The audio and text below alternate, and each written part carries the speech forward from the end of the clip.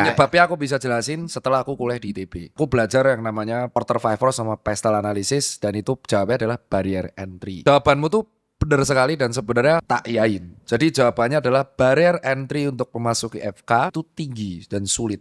Tapi sulitnya itu bukan karena akademis, tapi karena biaya. Dan penyebab kedua adalah image yang dibangun dari tahun 1950-an bahwa dokter itu prestis. Dan ini masalahnya bukan hanya di dokter, di semua organisasi profesi yang berseragam.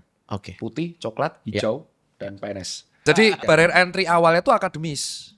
Orang-orang dengan lulusan terbaik yang harusnya bisa masuk dokter. Jadi nilai SNMPTN tertinggi dan UM atau ujian masuk yang tinggi. Tapi ternyata ada dong orang-orang yang nggak lolos ke situ. Kenapa? Karena barrier entry yang kedua, bagi beberapa orang masuk kedokteran adalah prestis yang luar biasa tinggi. Dikenalkan di kampung. Ya, dengan nama baik. Akhirnya karena anak-anaknya tidak bisa masuk kedokteran karena akademik ini, masuk ke univ yang biayanya tinggi. Clear ya? Akhirnya ada dua genre nih. Yang masuk karena kepinterannya atau yang masuk karena bayar UKT-nya. Asal kamu tahu UKT dokteran per semester, aku pernah lihat di tahun 2024 kemarin, dikasih tahu, aku ngajar di salah satu kampus 49 juta net per semester dan mahasiswanya 400. Jadi aku tuh pas masuk UGM, aku tuh seleksi UM UGM. Dan aku juga keterima di Undip, itu seleksi. Tes. Dan pada waktu tes itu, di Undip aku 40 besar, di UGM aku sekitar 26 besar. Dan lolos. Dan itu karena ujian. Dan itu prestis. Tapi karena biaya tinggi, barrier entry, tidak semua orang bisa memasuki ini, masuk jalur kedua. Dan betul kata dia, karena akhirnya terjadi gap of knowledge ini yang besar. Ada yang masuk karena kepinterannya, ada yang masuk karena punya uang. Dan cara berpikirnya beda.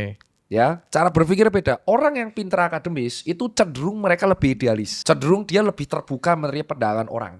Jadi ketika ada pasien, kau bisa lihat dokter yang viral di Instagram, yang centang biru, yang edukasinya sangat tirta banget, harus ngomong runtut, ada jurnalnya, bahkan bisa orang pinter yang beneran dokter pinter itu bisa menyimpalkan bahasa yang sulit. Itu ciri khas dokter yang pinter banget, yang sudah kayak akademisnya jago. Tapi ada dokter yang I don't give a fuck, yang pokoknya memandang pasien ya sebagai pasien, bukan sebagai customer. Nah, ini perbedaannya. Jadi solusi satu-satunya adalah barrier entry jadiin satu, akademis. Tapi saat itu jadi akademis, apakah bisa menjawab kebutuhan banyaknya dokter? Nah, itu jadi loophole yang kedua.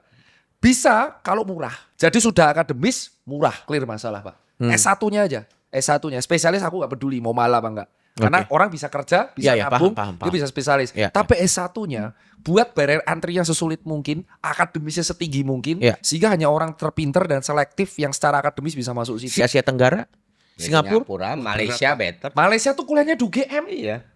Malaysia itu dokternya kuliah di UGM. Setinggi sulit, masuk UGM tuh sulit.